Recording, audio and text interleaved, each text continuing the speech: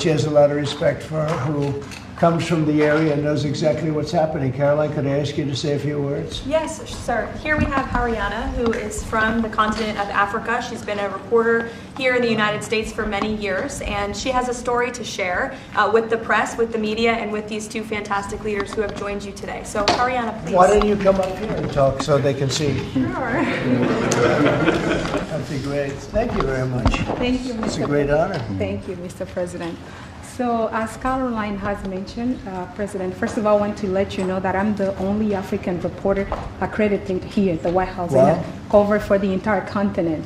So I just arrived from Congo, Democratic Republic of the Congo, yesterday.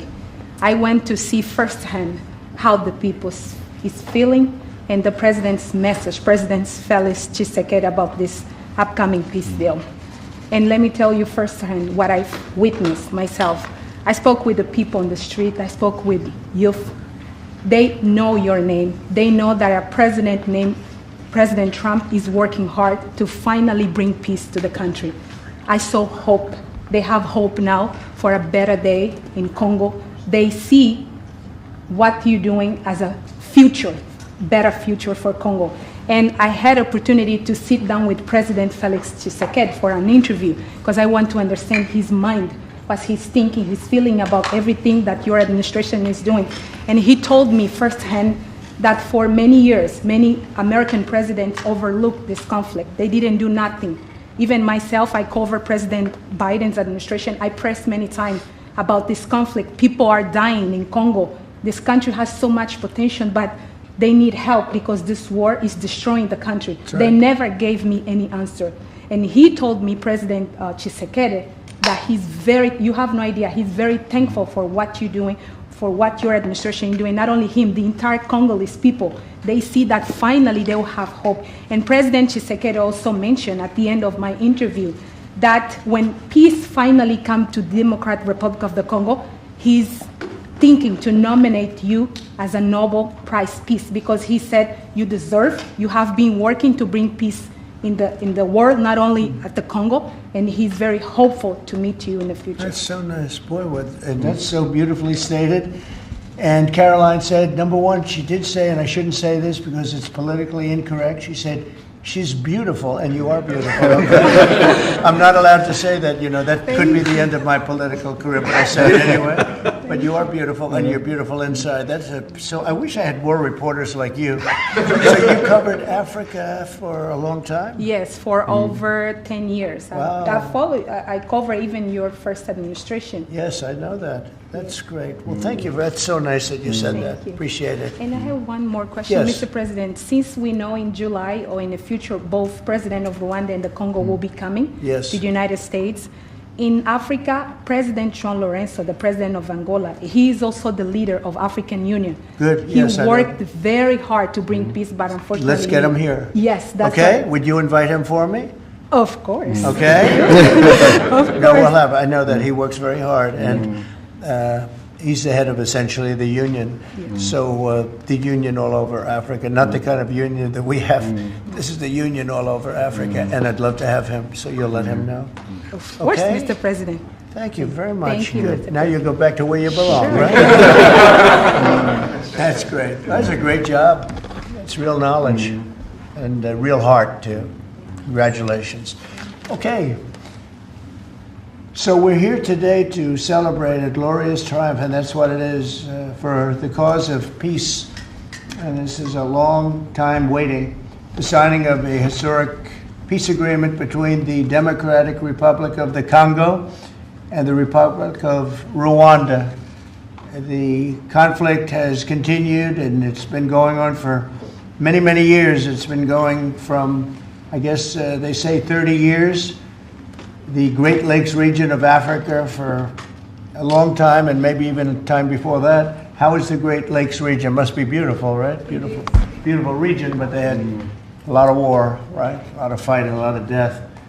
It's displaced countless people and claimed the lives of thousands and thousands. But today, the violence and destruction comes to an end, and the entire region begins a new chapter of hope and opportunity, harmony, prosperity, and peace.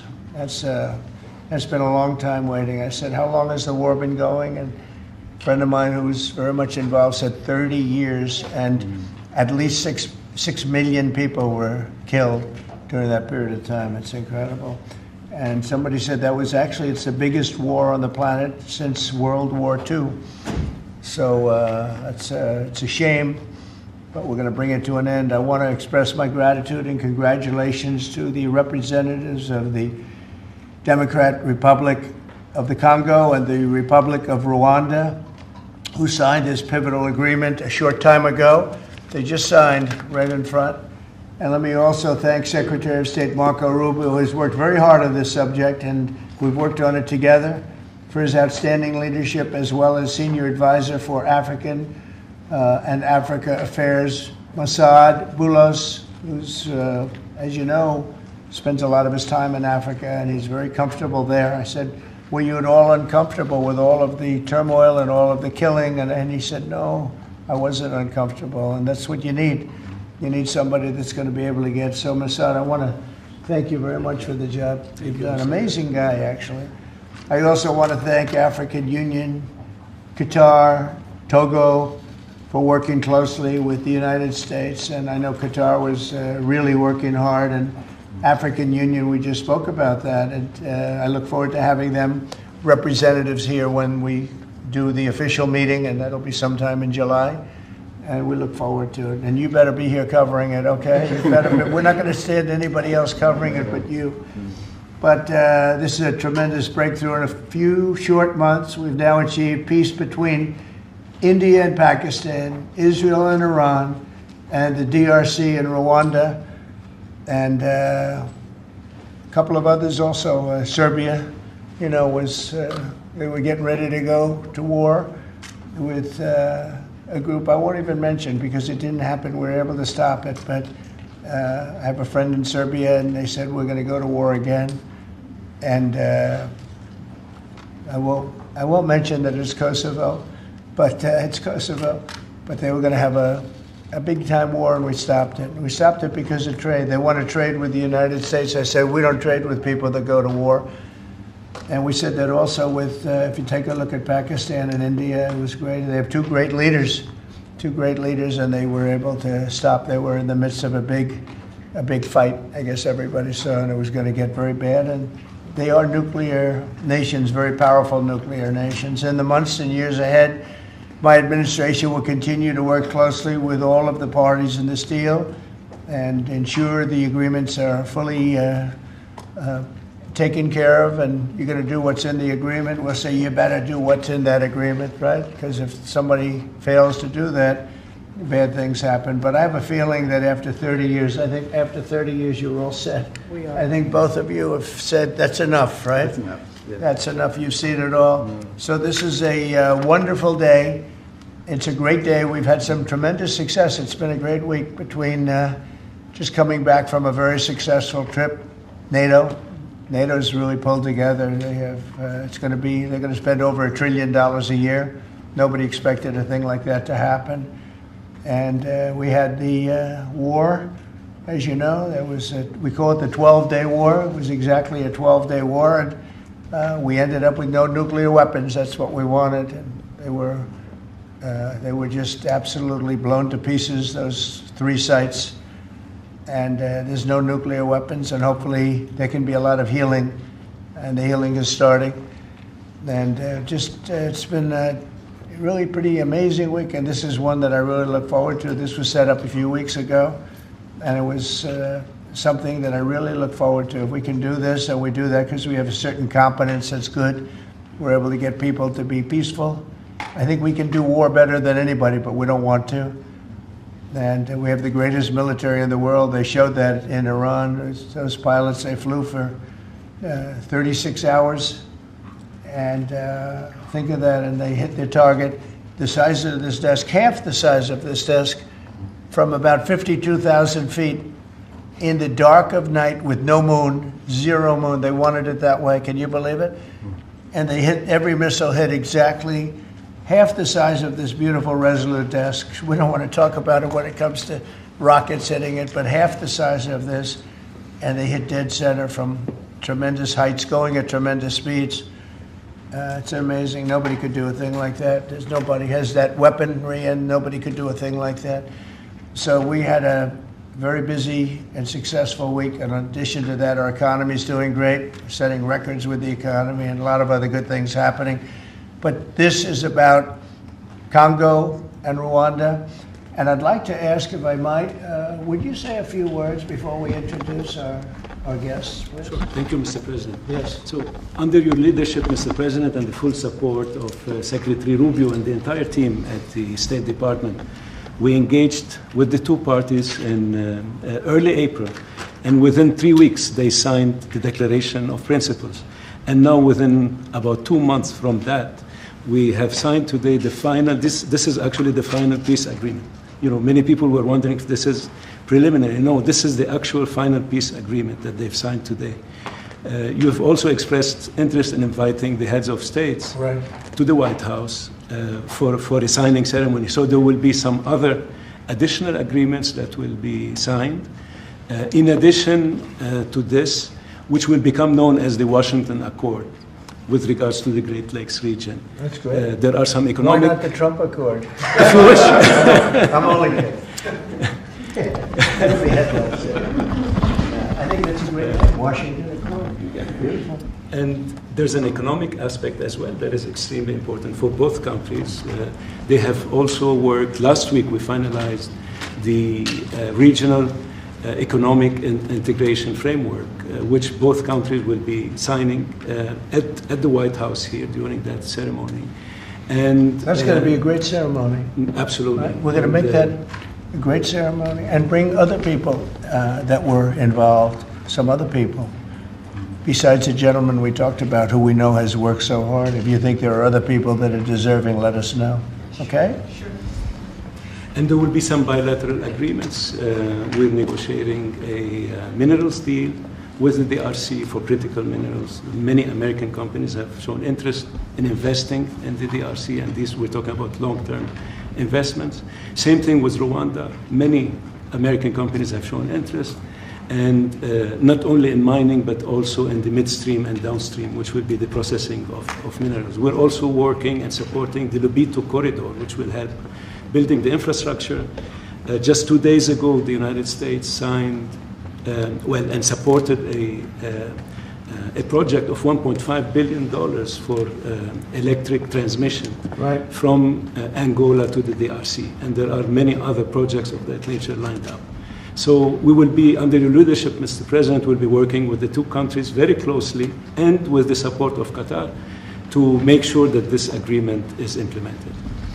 And a lot of our companies are in both of these countries now, especially since we've been getting along so well. It's probably the way we were brought together. And we have a lot of our big companies are there, between rare earth and all of the other things that they do in Africa, which is very greatly expanding, especially in these two countries. You have earth, they consider it to be about the best in the world, actually, I've heard. So we're doing a lot of different things, and it's all going to bring everybody together. That's how this all began, I guess. But the big thing is, the big thing for me is there's really only one thing, and that's getting a peace treaty with two countries that have been fighting for 30 years. And but I want to thank you all. Will, if you could, you could bring the letters over. Of course, sir. So in front of you, as you said, sir, these are the actual agreements that were signed respectively by the foreign ministers of the Democratic Republic of Congo and Rwanda earlier today, witnessed by Secretary Rubio. We've also prepared for you two letters. This is to President Paul Kagame of Rwanda, expressing your appreciation and congratulations for everything that's happened already, and of course inviting him to Washington for, as Dr. Bula said, what we hope will be the Washington Accords, finally setting the terms for peace and prosperity in this region, hopefully for a very long time. That's great. That's beautiful. Very important. We're going to put a picture in there, right? As soon as this is over, they're going to put, we have a fast-moving photographer, Dan. He's going to put a nice picture of us Great. here, okay? Thank you. That's good. Thank you. And this is a letter to President Chikisade of the Democratic Republic of Congo, again congratulating him on settling this long-running war and inviting him to Washington, D.C. for the final conclusion of the agreement, hopefully soon. That's great.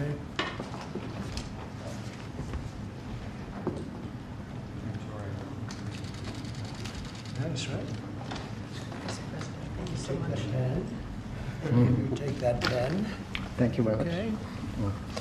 So I'd like to ask JD to say a few words, our great Vice President, and then Marco, and go ahead. Great. Well, first, let me welcome the foreign ministers of Rwanda and Congo. It's great to have you in the Oval Office. And second, let me say congratulations to the President, to Secretary Rubio, the entire team. I think for the people of these two countries, they should know that the United States is committed to the pathway of peace. But to my fellow Americans, this is really a celebratory moment. This is a big moment for our country because under the President's leadership, we've taken what was 30 years of killing and war, the worst war in terms of death count since World War II, and now we're on a pathway to peace. And so if I think about what I know about these two countries, for 30 years, pretty much the entire time that I can remember these two countries being in the news, much of the story has been about them fighting one another, about them killing one another. And now we can look forward to a future where my children will look at this moment as the beginning of a new story, a story of prosperity and of peace. So thanks to the President, congratulations to the entire team, and to my fellow Americans. We should all be really proud because it's amazing what active presidential leadership can accomplish when it's geared towards peace and prosperity, and that's what we have in the Oval Office right now. So great job, sir. Thank you very much, JD and Marco, and then we're going to ask the two principals to speak. Yes, sir. Mr. President, first of all, thank you. When I first came on this job a few months ago, you made it very clear that one of the priority of this administration under your leadership was going to be the pursuit of peace. And from day one, whether it's been in Ukraine and Russia, whether it's been Pakistan, India, whether it's been Iran and Israel, and in the continent of Africa, your priority's been on peace. And today we see this come to fruition. It's sad. Wars get a lot more attention than peace. But peace is harder than war. A lot harder. And I want to congratulate both of the leaders here and their respective presidents for choosing the harder path, which is often peace, than the easier path, which sometimes is war, as costly and as bloody as it may be. And I echo the Vice President's statements, and that is that Americans should be very proud that the #1 voice for peace in the world today is our president, your president.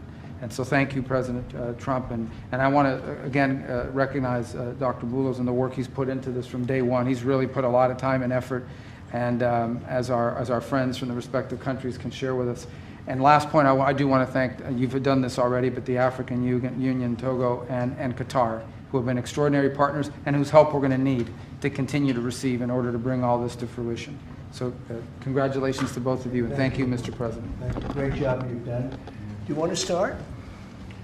Either way, would you like to start? Ladies first, maybe. Okay. Thank you so much. Thank you very much. Thank you so much, Mr. President, for having us here.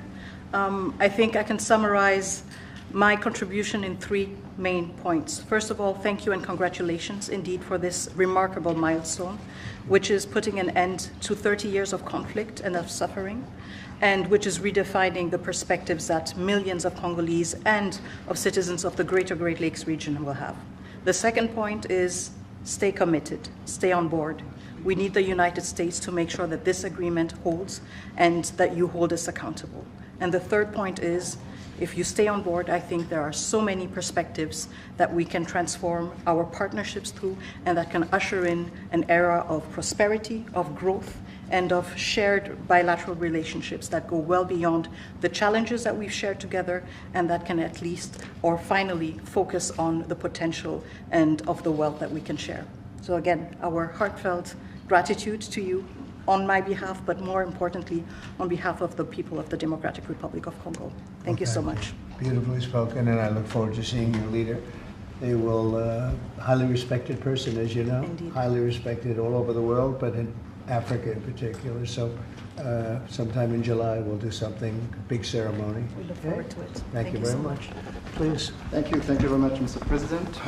This is indeed a historical day because it's the signing of a peace agreement between Congo and Rwanda to end a conflict that has been going on for 30 years. And there has been many mediation, facilitation in the past. but none of them succeeded. And we believe that it's because of your leadership and your steadfast commitment to this process, with also a new approach of economic integration, regional economic integration, which is important to allow Rwanda and DRC working together, because this is a very rich region with cross-border trade, with minerals, with natural wealth. So with the US standing side by side with Rwanda and DRC, we believe that we will achieve a long-time peace. And we also believe that, as my colleague from DRC stated, it's important for the United States to stay committed, because today we signed, but now we need to implement what we have signed in order to open this new era you were talking about of prosperity, so that we can reap the economic dividend of peace. So for this economic integration framework to be implemented, it's important for the US to accompany the parties to implement what we have signed, because in the past we have signed so many agreements that were not implemented. And we are really, we believe that with your leadership, with the involvement of the United States administration, we will reach that goal. So thank you very much, Mr. President. Well, this will happen definitely. I can reach over. Do you want to just press them over to me? Sure. Let me have them. And I just wanted to give you each. These are your signed agreements. And we'll make sure that you follow through. We'll make sure you follow through. Yeah. We'll make sure that you follow through. Okay, that's for you. Thank you. And we have one other thing that we're going to give, that we give to special people only. It's a coin. Thank you. And I hope you do that. I'm going to give you a second one for your leader. Oh, cool. Thank you very much. And likewise, we'll do that. These are serious coins. You don't want to lose them. You'll be very. I think that your reporter from Africa should get one. What do you think? Is she allowed? I saw. I think yes. Are the reporters okay with it? Brian, yes? Darling, that's for you. Okay? You did a fantastic job. Thank you. And I heard you do a great job in covering everything. Thank you. And Mr. President, we actually have the pictures that you took earlier Oh, of let the me foreign see ministers that. here already. Thank you so much, Mr. President. Thank you. Let me see that. They're in this folder right here, sir. Okay, this one? Yes, sir. Oh, they look better than me. I don't like it. I don't like it. That's beautiful. That's very good. We have a good photographer. Beautiful. That's great. You better, I'll tell you, you better do the job here. We're going to come down hard. It's beautiful. Thank you very much. So we'll put them in. That's for you. I can do that. That's for you. This is for the Congo. And what is it? For the Congo. Yes. Okay. Let's see, do we have two of them? I think so. He wouldn't give us one. He would have made a big mistake. Isn't that nice? That's for you. That's for you. Thank you, Mr. President. Thank you very much. And you're all set, and this is for you. You're going to get this. Good. Might as well hold it. Thank you so Thank much. you very much. Good luck. Thank you. Do you have any questions? Yes, sir. On the subject, sir. Not Canada. This is about Canada. Why not? Why not Canada, by the way? Why? I mean, Because this is about a different subject right now. This is right now actually a much more important subject. We just ended a war that was going on for 30 years where 6 million people died, so don't ask me a trade question on Canada. Mr. President, Kara Castanova from Lindell TV. Now that your administration, and congratulations, has secured peace in Africa to a bloody, horrific war that's gone on for decades and no other president could do it, do you think the mainstream media will finally... I love her, I'm telling you. No other, but you're right, no other president could do it. They tried and they didn't even try, I don't think. I actually don't think they tried. Do you think Biden tried? He didn't know he was alive. Do you think the mainstream media will finally give you credit where credit is due? No, the media will never give me credit, but the people give me credit. That's why I'm here.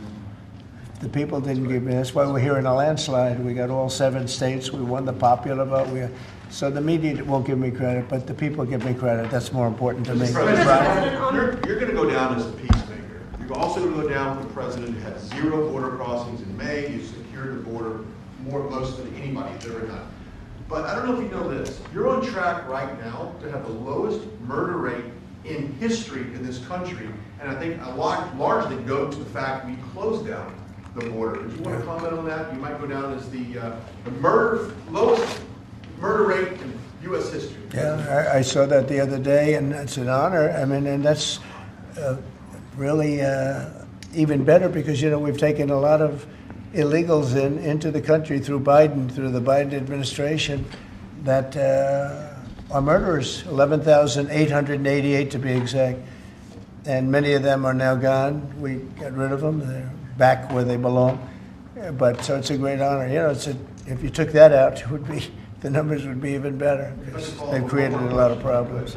You Truth Social earlier about getting money to the air traffic controllers and the big, beautiful bill, which hopefully, praise God, we get this thing signed. What does that mean to that industry that have been suffering the last couple of years, quite a decade of being underfunding, and how that changed the safety of air travel? Well, they've underfunded the airports for years, and I started the process of getting it completed in terms of the equipment necessary to land the planes, where the planes, like the helicopter accident with the plane, would have never happened if they had the right modern equipment. It would have been bells and whistles would have been going on all over the place. And I had that all set, but when I wasn't here, they totally dropped it. You had a terrible head of transportation. We have a very good one now, Sean Duffy. But you had Buttigieg, and he didn't know a damn thing. He'd ride to work on his bicycle. He didn't know what the hell was going on. He was terrible. So he totally dropped that. It was a project that should have happened, and I was all set. But we had a very sad experience with the voting. And so we didn't get to do that, but now I'm doing it, and we're going to have a great system. And it's funded partially by the bill. It's the initial funding is by the bill, and then it gets to be funded. The rest of it comes a little bit later as we build it out. But we're going to build out the best in the world. We have the best companies in the world. A couple of countries have very good systems. In fact, I noticed when I was landing, my pilot often would use the system of another country, and I said, "What are you doing that for?" He said, "The United States system is so bad." So we have the best companies that do that in the world bidding. You have Raytheon, you have IBM, you have a lot of different companies bidding, and we'll get the best one, the best system for the best price.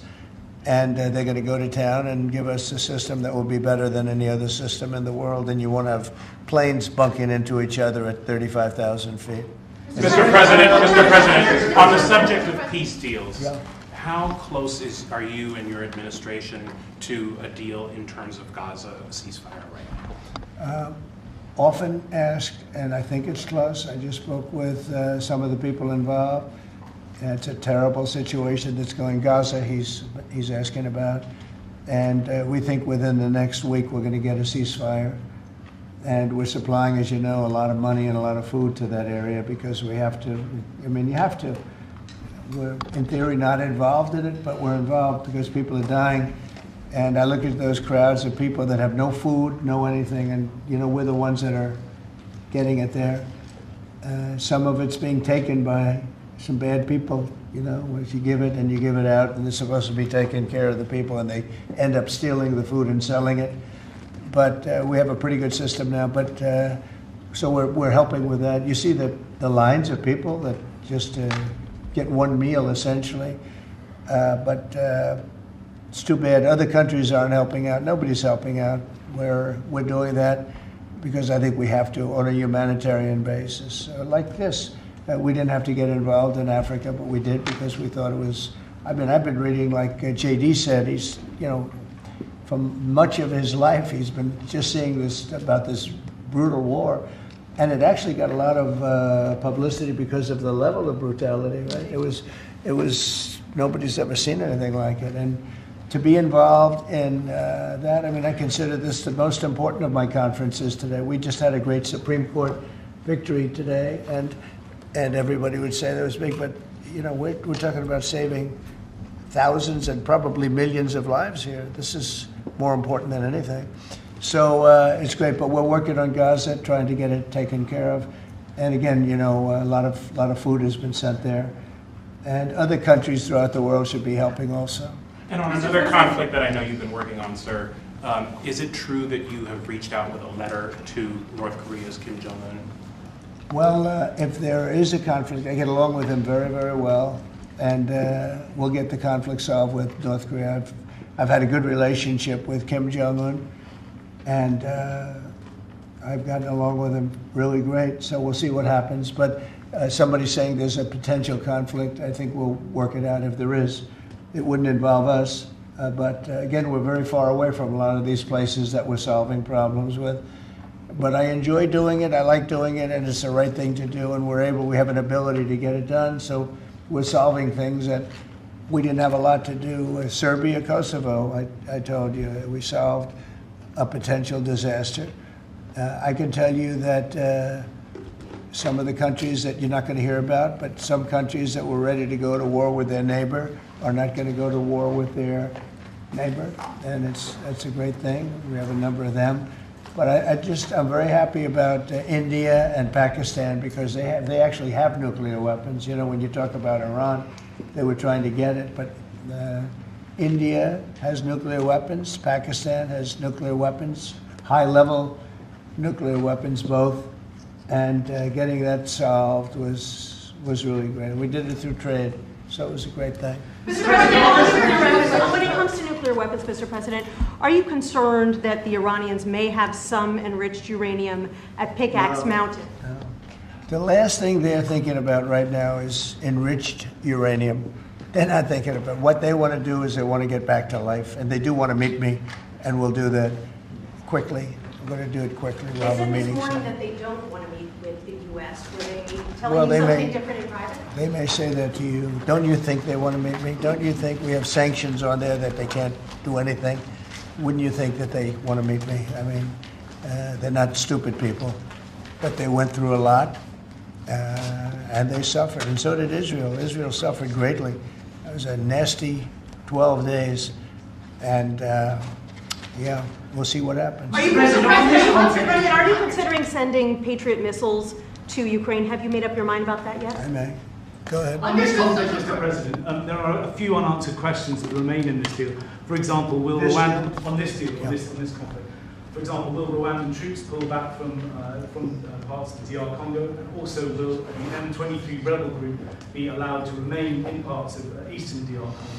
Do you have any answer to those Well, let me questions? ask you that question. You want to answer that one? It sounds like an interesting question for you. Go ahead, please. Thank you very much. In the agreement we signed, we have taken the concept of operation for the neutralization of the FDLR, which is a vicious genocidal movement, and the lifting of Rwandan defensive measures. So this was already signed last year in November, so we will implement it. This concept of operation to do both things, to neutralize this movement, which has been destabilizing Rwanda for many years, and to lift our defensive measures. As for the M23, in the agreement also, we have decided to rely on the Doha talks, because there are currently talks between the AFC M23 and the DRC government to have a peace deal also that will complement the Washington peace agreement. So both things are taken care of. Thank you. Mr. President, will the United States be enforcing this agreement? Or taking We're going to be working with them to get it enforced. They can enforce their own agreement, but we'll be putting a lot of pressure on to make sure it gets enforced. The two people in this room are very, very capable people, and they'll get it done. I think they'll get it done. They love their. One thing I learned very quickly is how much you love your country and you want to get it done. And they know it has to get done, otherwise bad things happen. But I think we're well beyond that. Other presidents should have done what I'm doing right now. They never did it. I don't think they ever tried. I don't think it's like they couldn't do it. I don't think they ever tried. And if they did, they wouldn't be able to do it anyway. On the President Mr. of President, Yes. yes, thank you. Mr. President, can you share with us what can happen if one of the parts violate this peace agreement? Because we don't want war to come back to Well, DRC. I'd rather not say. I would just say that there are big penalties if they violate, and they're not going to. I don't think they will violate. I think they mean it, but we have very severe penalties, financial and otherwise. Okay. Mr. President, to go back to your Truth Social post on Canada specifically, why are you deciding to end trade talks with Canada, and what rate are you looking to set? So Canada put a charge on some of our companies, and Canada's been a very difficult country to deal with over the years.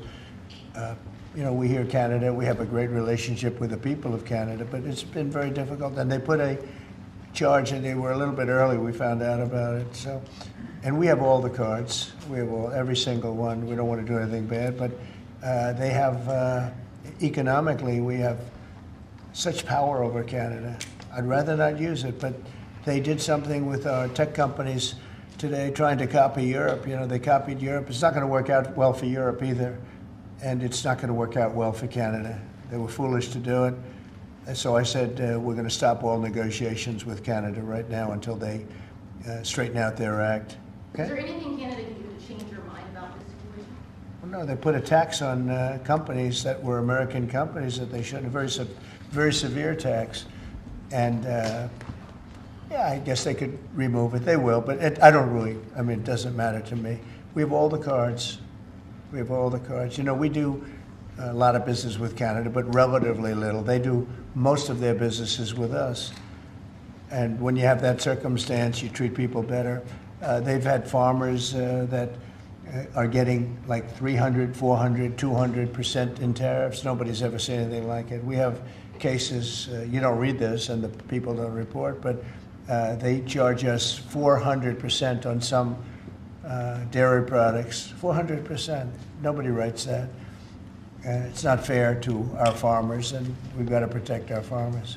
Sir, you just, sir, yeah, Brian, go ahead. Mr. Trump, you mentioned how much of a rate cut we would do to the interest on the debt. Earlier today, Director Pulte was on CNBC talking about how he suggested Powell should resign. Any comments on whether or not Powell should step down? I know you've been... Well, I don't have a comment. I'd love him to resign if he wanted to. He's done a lousy job. Look, if you were there, you'd say, well, you know, the United States is doing well. They have no inflation. And if they do get inflation in a year or two, we'll start raising the rates. We'll get rid of the inflation, you know, and do other things. Biden had the worst inflation in the history of our country. 19%, but I think it was much higher than that. Frankly, they say 19%. I say, I think it's a lot higher than that. And we have almost no inflation now. We've done a great job in a short period of time. Energy prices are way down. Gasoline now is down to close to $2 in a lot of places. A couple of places, I see it even broke. It's like $1.98 a gallon. We've done a great job on inflation and honestly, pretty much everything else. I think it's very sad the way people act. You know, you have a guy in there that with the stroke of a pen could lower interest rates and save us hundreds of billions of dollars a year. But he's a stupid person. You know, it's very interesting. I'm not sure if he doesn't understand it, because you should be able to understand it. It's sort of 101 economics, but I'm not sure of that. But think of it, with the stroke of a pen, he talks about costs. We can save $600 billion, maybe even, these are nice numbers for you, right? $900 billion, $950 billion by lowering interest rates. And it's really just more of a paper movement. It's not like you're not cutting anything, you're not cutting jobs, it's just interest rates. And we're number 40 or 44, number 45. Some places that you wouldn't believe that, you know, I don't want to be disparaging, but they pay a lower interest rate than the United States of America. And without us, everything blows up. You know, we sort of control the world in that sense. But we have a guy that's just a stubborn mule and a stupid person that is making a big mistake. He's making a mistake. And it lasts for years, because when you do the debt, now, I've instructed my people not to do any debt beyond 9 months or so. Get this guy out. And whoever is in there will lower rates. If I think somebody's going to keep the rates where they are or whatever, I'm not going to put them in. I'm going to put somebody that wants to cut rates. There are a lot of them out there. And I said this morning, a lot of the business shows today were saying, you know, Trump is right. He should be cutting rates. Think of it. We have a great country. We're making a lot of money. We're taking in billions of dollars in tariffs. We have $15 trillion of money that wants to be invested here, which is a record.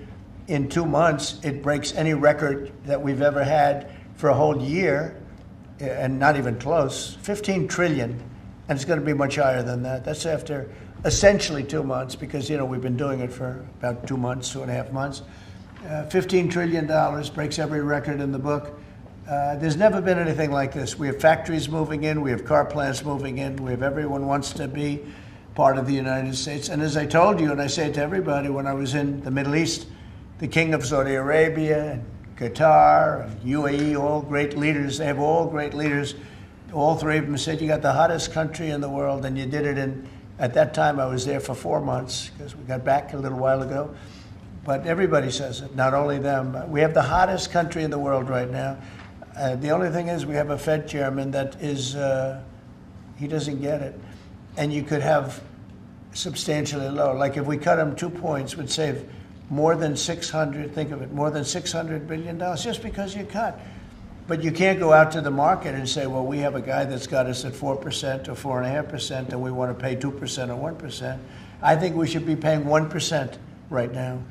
And we're paying more because we have a guy who's, suffers from, I think, Trump derangement syndrome, if you want to know the truth.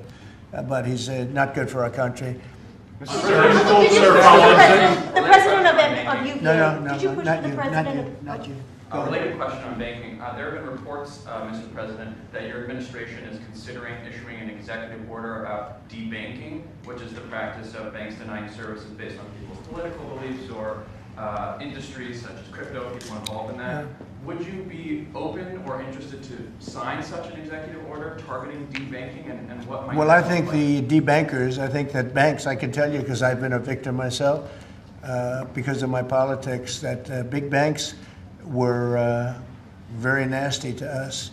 And I actually think it was Biden's people that told them to be, because the one group of people that banks are afraid of are the regulators. They are petrified of the regulators. And I've seen the biggest banker. I can tell you, you see him on television all the time. If a regulator walked into the room, he gets all nervous and crazy.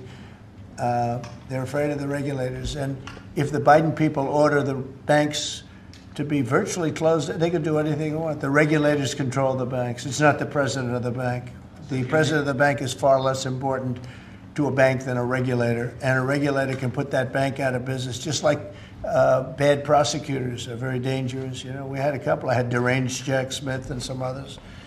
And we kicked their ass. But it was, it's a tough kind of a situation. Prosecutors are very dangerous. A great prosecutor is an amazing asset for a country. But a corrupt prosecutor, a bad prosecutor is very bad. Well, the regulators are the same thing. And when they tell the regulator to go and make life impossible for big banks or little banks, they really control it. So there is a lot of debanking, and they call it debanking, call it a lot of different names. Essentially, they make it impossible to do business.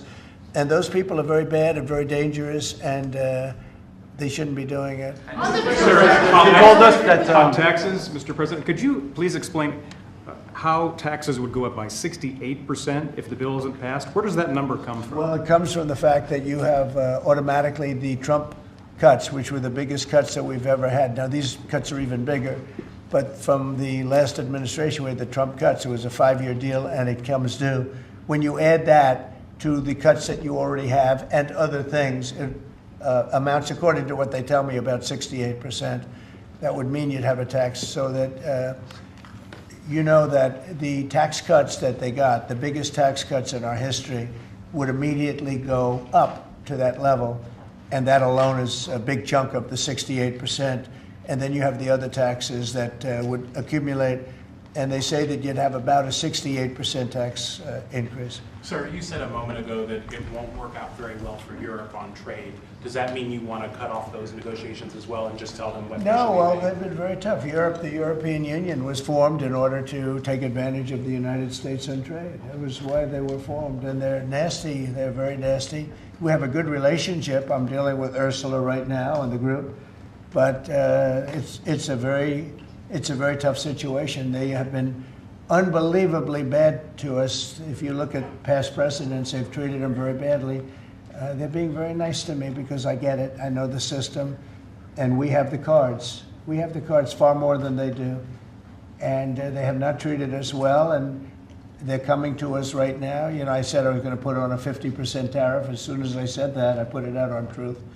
As soon as I said that, they came to the table. They didn't want to come to the table. My people were telling me, Scott was telling me, and the whole group was telling me that not a good situation. They want to tap it down the line. They don't want to really deal.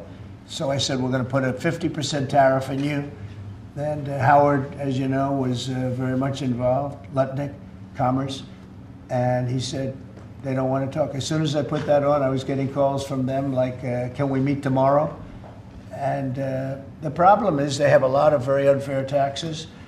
They have a lot of taxes that you wouldn't put on, and they sue all our companies. They're constantly suing Apple and Google and all of these companies, and they're getting, in front of judges that essentially almost work for them. I guess they do work for them. They're European Union judges. And they're getting these crazy rewards. Apple was fined $17 billion, and others are being fined tremendous numbers of dollars. They're nasty people. And I don't want them affecting U.S. companies. I don't want that. If anybody's going to affect a U.S. company, I want it to be us. And if they're going to have to pay a penalty or a fine, let it be to us. So they've done this for a long time, for years, but they're very nasty. The European Union is very nasty, there's no question, but they'll learn not to be so nasty very soon. They know that. They know it's coming. Told us that Vladimir Putin reached out to you to help you with the Iran crisis. We made some nice statements today. Did you see the statements? Very nice. Vladimir Putin made some very nice statements today. Look, he respects our country again. He didn't respect it a year ago, I can tell you right now. But Putin respects our country. And President Xi of China respects our country. And Kim Jong-un they respect our country again. We were not a country that was respected just a year ago. We had a president that was incompetent. We had bad people circulating around this desk, this beautiful, resolute desk. They had, I guess, evil intentions. You couldn't be that stupid. I mean, they had evil intentions. But the world respects our country again. Thank you very much, everybody. Thank you, Press. Thank you, Press. I'll write the story. Thanks, guys. Congratulations. Thank you very much, Mr. President. Start going. Thanks, guys. Thanks, everybody. Right through here. Thank you. Stay, we're going to do a prayer.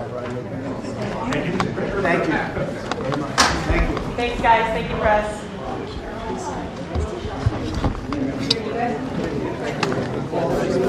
Thank you.